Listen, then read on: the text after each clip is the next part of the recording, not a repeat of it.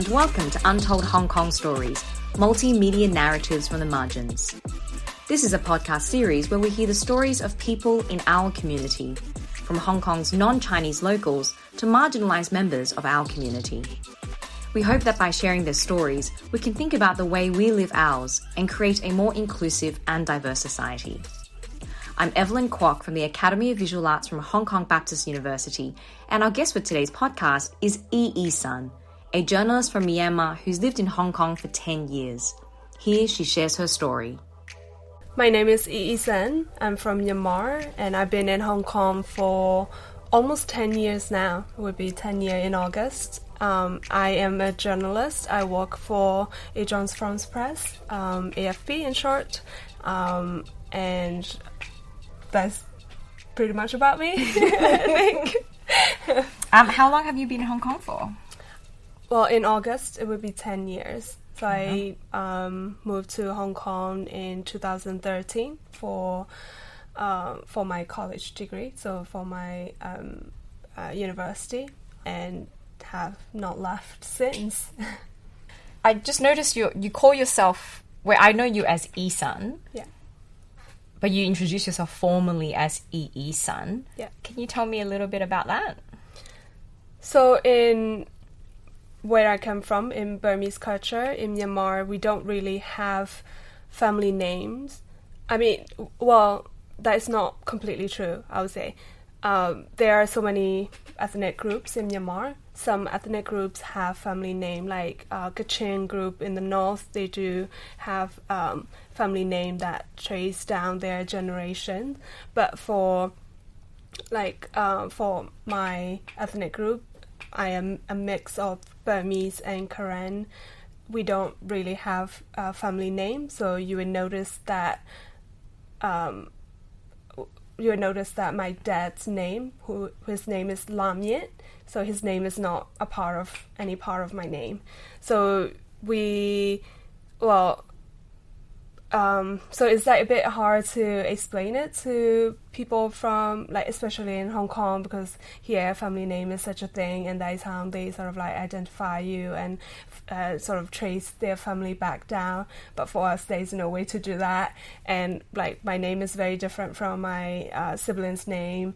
Well, sometimes we will incorporate like a part of our parents' name into our name. For example, my mom's name is Masen, so Sen is in her name and is also in my name, and also in my sister's name, whose name is Ei San.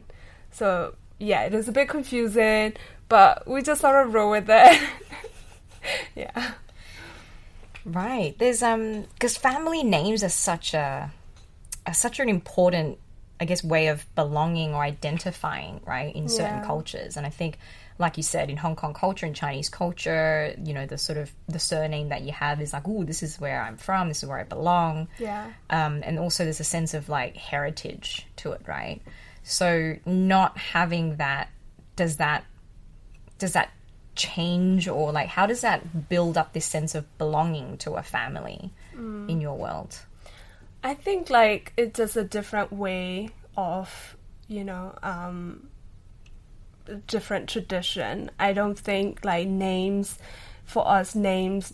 doesn't necessarily tie us as a family. But then for me, my name is still very important because it was given to me by my dad.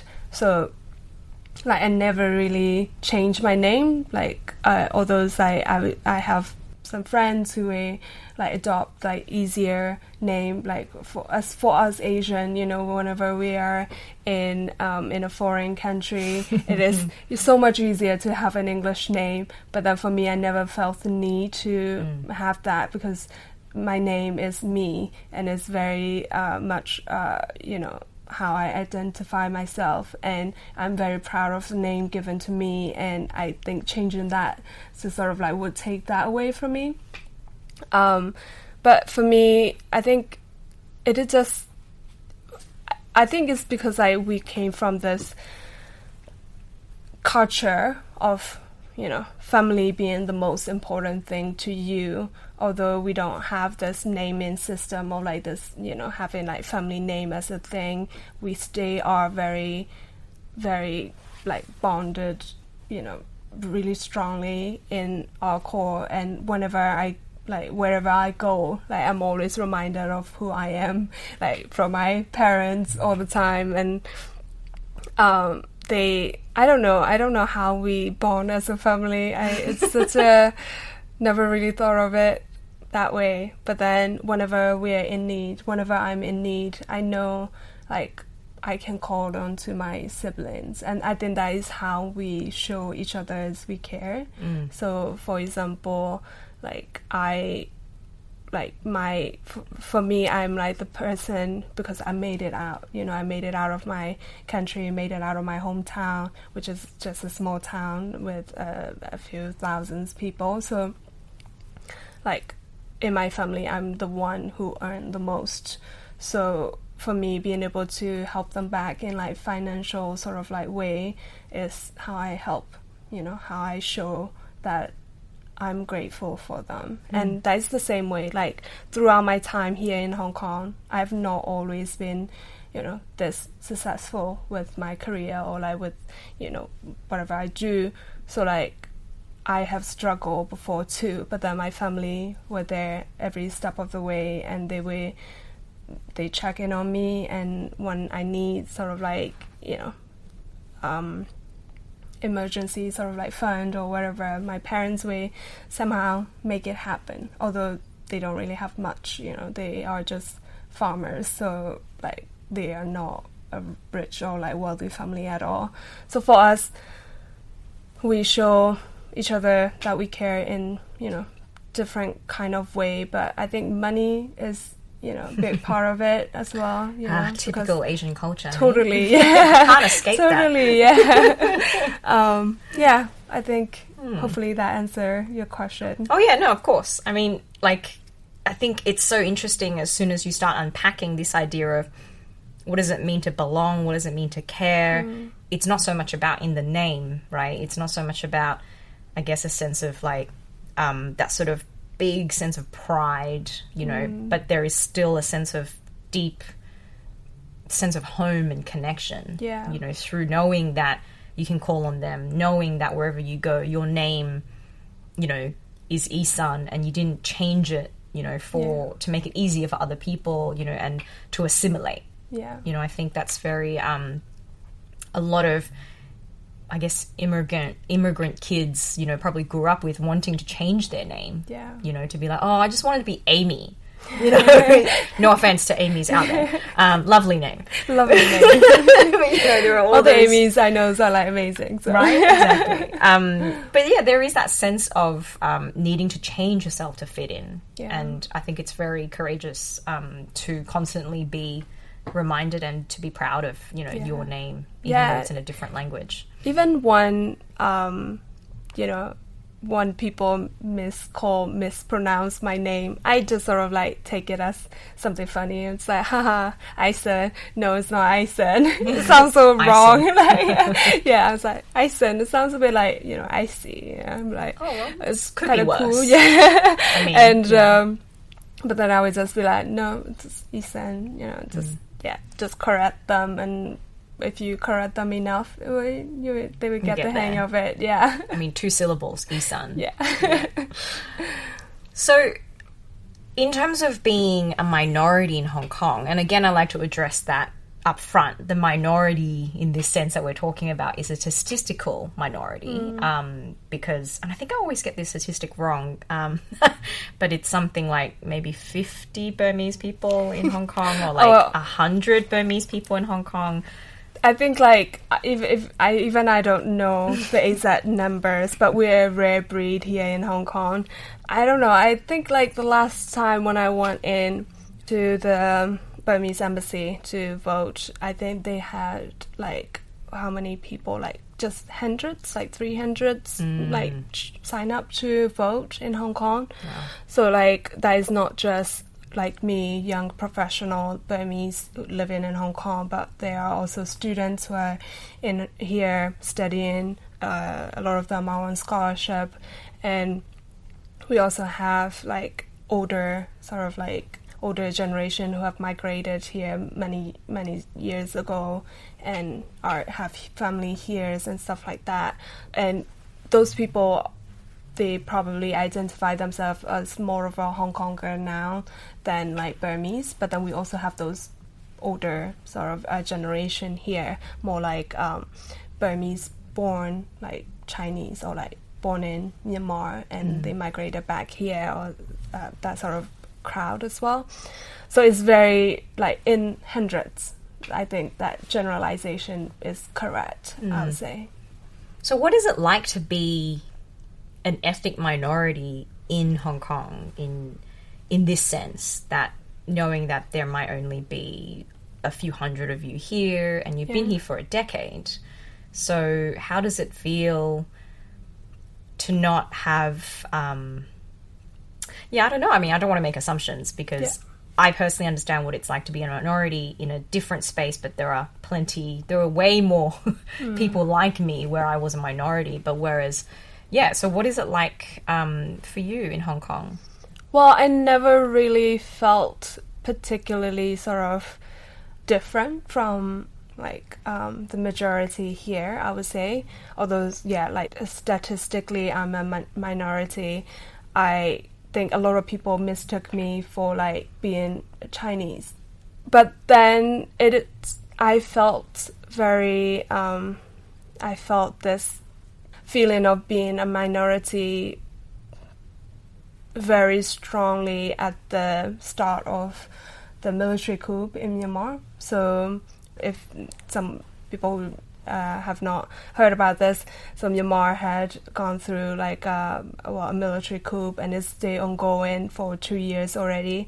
And at the beginning of that in 2021, I wanted to sort of rally up, do something, just to show our solidarity with our people back home and our family back home, because my family has stayed there.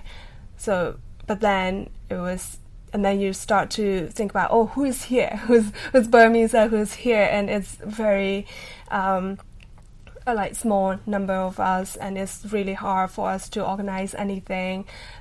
Also, like, because like when we look at our sort of fellow Burmese living in Thailand or living in other countries in the US or in Australia, they would be like gathering crowds and like rallying up and like doing like peaceful protests and stuff like that, voice out their grievances. And we would like to do the same thing too, but then it's harder here because we don't have enough people, or like have the platform. Like in Bangkok or in Thailand, they are already like existing groups, so it's they can sort of like connect with those people and just easily organize this sort of things. But here, everyone is on their own sort of. So that was when I felt the most sort of like, I wish we have bigger community here. So even with a small, community, we did manage to sort of organize some fundraisers in the past, and that was, very like touching for me. And I think even I sort of like, even if we are small here, we could, our will are very strong, and we can still manage to do something, even if it's small. But in that sort of like moment when your country is going through something, you want to feed this collective solidarity. You just want to be with everyone, and in that moment you feel kind of alone in this sort of space. And without having that physical solidarity, I know you do other things to connect with your family and to connect to your roots. Could you talk a little bit about that? Well, like the most sort of obvious way I connect with my family is, or like my friends, or like with my root is, calling them every week as much as I can and just talk to them and trying to just sort of absorb as much of their daily life than, but it's been harder lately because of the internet shutdown, and also because of the electricity blackout happening all the time in my country. And another thing that I like to do, which I've been doing like since I left home, and which I have sort of, I think, refined, since I left home, is cooking the food that I grew up with. I did not learn to cook from my mom like a lot of people would have, but I have seen my mom cook, or my sister, or like my grandmom cook when I was growing up, and I have tasted their food. And what I like to do is sometimes I would just sort of imagine a dish that I've eaten in the past when I was really young. I would then just sort of like reconstruct what kind of ingredient they might use, and based on that I will recreate those dishes. And that's what I've been doing quite a lot lately, and that is also a way that I share what I've experienced to my friends as well. So I like also inviting my friends over for dinner. That's one thing I love doing. And if you ask, and if you ask other friends, they will tell me like, I love to cook, and I love cooking for my friends. One main reason is because I love that it is sort of like an easy way for me to express or like share them, like what I have experienced, my childhood, my life back home with these dishes. And it's sort of like a visual sort of presentation, and they can also like see and taste and and experience and get to know me more that way. And I feel like in Hong Kong there aren't many Burmese restaurants around. I think it's even more special that you're able to create your experiences to also, from a personal point, you are making food for your friends and, dishes that you've made, but also for other people to experience that, because we can't, in Hong Kong, rarely experience Burmese food. Yeah. And I think what's also wonderful is that perhaps every time you are creating these dishes or this sort of gathering over food, it's almost like you're constantly recreating the memories and, your connection with home. So it's like every time you lay out a dish, every time you explain what a dish is, every time you're making it, shopping for the ingredients, it's like this reliving, re-celebrating, constantly celebrating your culture and your home and your family, which is so, I guess, so sensual as a way of creating a memory. It's literally involving all of your senses. Totally. And like it has helped me so much this past years in sort of like calming me down. And it's sort of, even when I'm like really stressed, when I have a hard day at work or in my life or whenever I'm feeling like down, I would just be like, I would make mohinga, and I would just be cooking for myself, and just, it's sort of like a very I'm meditating through cooking, and I love that process. And I think, I'm the one who, like, that kind of person who just sort of like takes so much pleasure in just cooking. And I don't like cleaning though. So I like cooking, and after that I would just leave the pile of mess in the kitchen and just That dish that you just described, that you just mentioned, can you describe that a little bit for us? What is that? So it's called mohinga. It's, I would say, an official national dish, because you can get it anywhere in the country, like in every corner of the country, but the like local variation on it. It is basically a noodle dish, so it's a rice noodle with fish and lemongrass broth. So those are like the main ingredients. And my family used to have a house shop sort of thing where they sell this noodle for breakfast every morning. And I grew up helping in the kitchen every morning. They would wake me up at like 6 in the morning and just like chopping things, getting the soup ready, heating the soup up again, and like getting ready for the shop to be ready so we can serve the customers just in front of our house.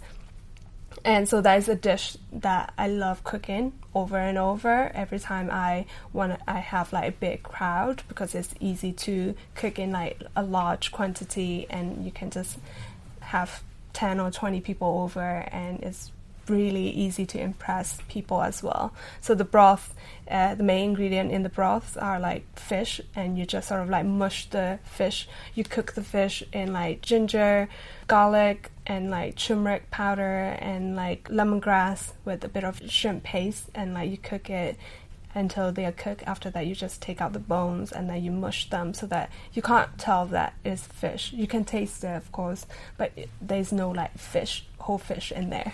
And then you just eat it with a rice noodle, and it's very soupy. It's the best for the summer because of the lemongrass. It's just, but for me, I can eat it any time of the day, any time of the year. And you eat it with lots of garnishes like boiled egg or like crunchy, like fried beans and stuff like that, and it's the best. Yeah, I can attest to that. Yeah. It is the best. Yeah, I mean, I'm getting like a lot of visual imagery as you're talking about that, the shop front and you looking at your parents and then you helping chopping and all of that. Yeah. I'm imagining that when you make that in Hong Kong, it's part of your way of being able to express your cultural identity, right? With your friends in a totally different setting, which is very special. Yeah. And also sometimes with different ingredients, because that is one thing you'll find about like being an immigrant, wanting to make your food in a different land where they have different produce. You have to be flexible, you have to be creative, you have to be adaptable.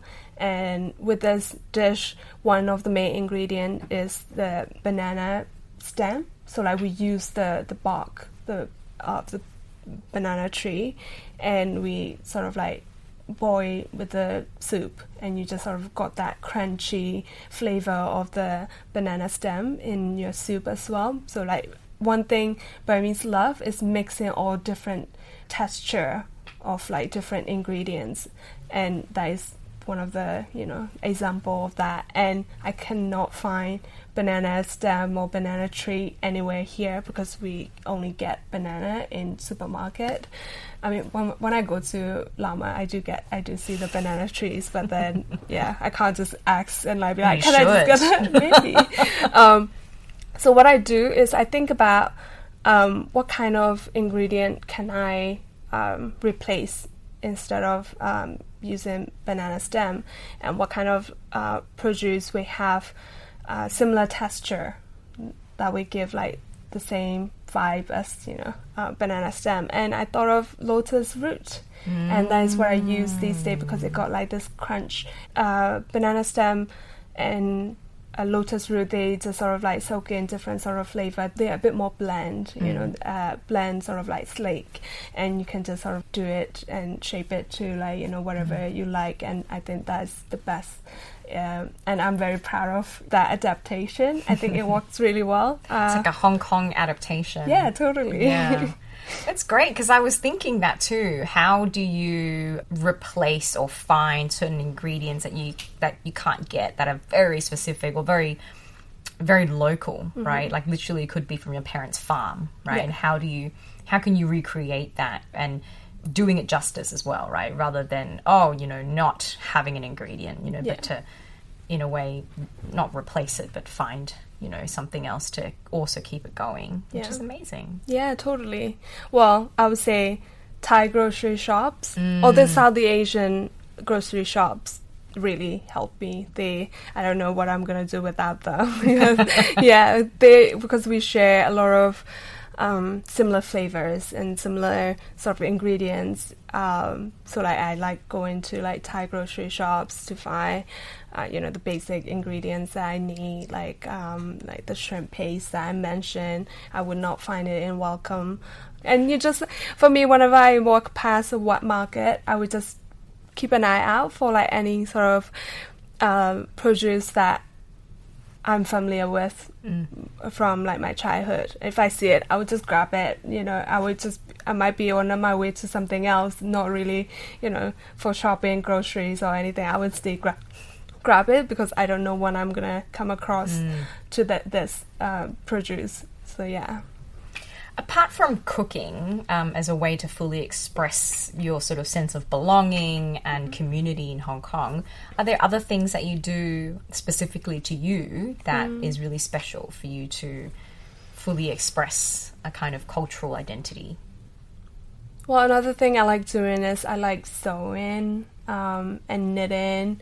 I sew in not so much these days, but what I like to do is I like to collect fabrics. I just sort of like ask my friends to send me a few like Korean fabric pieces, like so we wear it as sarong and like Burmese Korean tops, so that I can sort of wear it here and I can just sort of like sew it myself. It's still ongoing process. Like I will wear it one day, but like that's one thing that I would like to do more, and just sort of bring in these beautiful hand-woven fabrics to my life more. So I have quite a few Burmese traditional sarong these days, which I can no longer wear because I've gained some weight, but it's okay.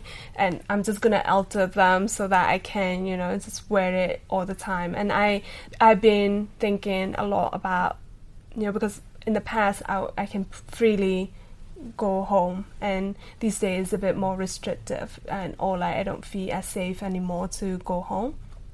So I do want to surround myself with things that I love from home, and I do regret not getting a lot of souvenirs from back home whenever I go there. So these days one thing I like to do is just find online or like through friends who are living in Thailand who are a bit more closer, and I have more access to stuff back home. I would just be asking them to send me stuff and have a bit more of a collection of things that I love. So like fabrics, because Burmese fabrics are like some of the most vibrant. If you go and visit the country, you will see people wear colors, like 3 or 4 colors every day in their outfit. A lot of women, they wear traditional clothing, and I think it is amazing to see, because like the sarong, we have incorporate all kinds of primary colors and all kinds of bright colors, and it's just so bright and vibrant. And one thing that I miss in Hong Kong is the colors. I like to also collect more colors and bring that part of me here as well. So I am known to wear a lot of bright colors within my friends, among my friends, and I want to keep it a thing. To be able to fully express yourself in color and food. Yeah. Sounds like it's pretty tasty. Yeah. And visually tasty and fun. Yeah. Do you feel like you can fully express yourself in Hong Kong? Yes, more so, I would say. That is one thing I love about Hong Kong. It's pay me to say that because I love my country and I love the culture that I grew up in, but then I feel more restricted whenever I go home, because it's a very Buddhist country, very conservative, and especially for women, there are a lot more rules than, it's also true for the, Western culture, but there is more so.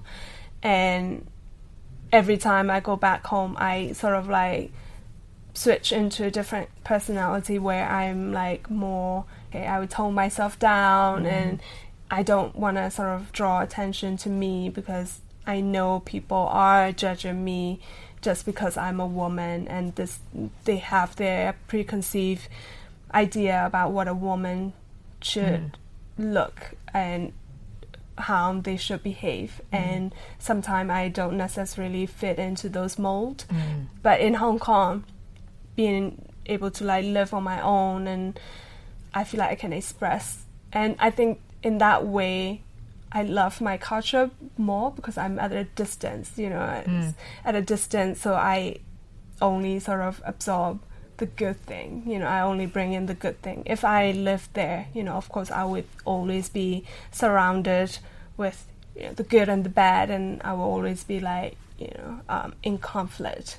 But here, because I'm here, I can just sort of like take what I want and sort of turn it into something that I really love and express in sort of like in a safer, like, or like in a freer sort of environment. Here, I have to say I live in my bubble because I surround myself with friends who are really so open about, different ideas, new ideas and different things. And that's just beautiful. And I'm very proud that I've created a space for myself. Yeah. Do you see your future in Hong Kong, your near future in Hong Kong, and what does that look like? More dinner party and more colorful clothes and more talking about Myanmar and myself and my country. I think, yes, I feel much more like home here than, because for me there are two homes. Homes where my family is, and there's home where I am, where the truest version of me is, and Hong Kong is like my home because of that, where I can express myself freely, where I feel safe, warm, cozy, all those positive things. I mean, of course there are like bad days where I feel, not myself or whatever, but most of the time I love it here. And for now, I only see myself living here. Don't really see myself anywhere else. But I don't know, maybe in the future I might want to sort of live closer to my other home and maybe build a different home somewhere else.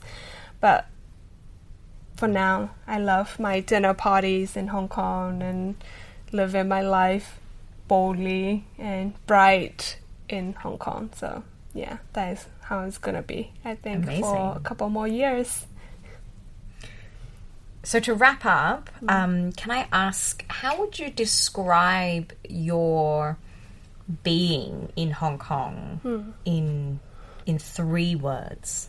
3 words. Wow. Currently, I feel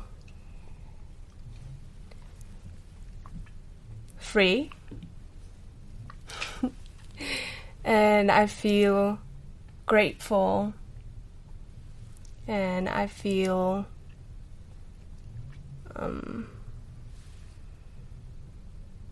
loved.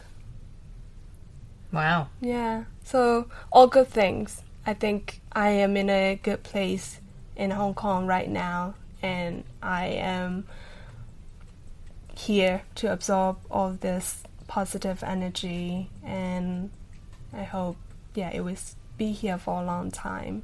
And I think it will. And these things has not been here always, and it has only sort of like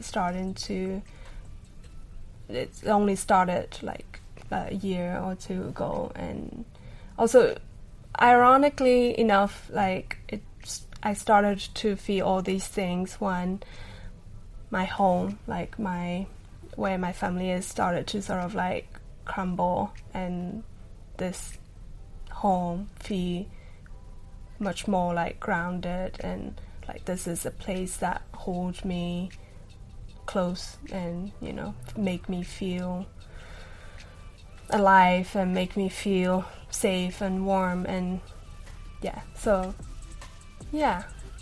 those are what I'm feeling right now, I think. Free, grateful, and loved. Wow. It's a perfect note to end on. Thank you so much, Ei San. Thank you for this, letting me speak on this amazing podcast, and I feel really honored. And thanks for listening to my story.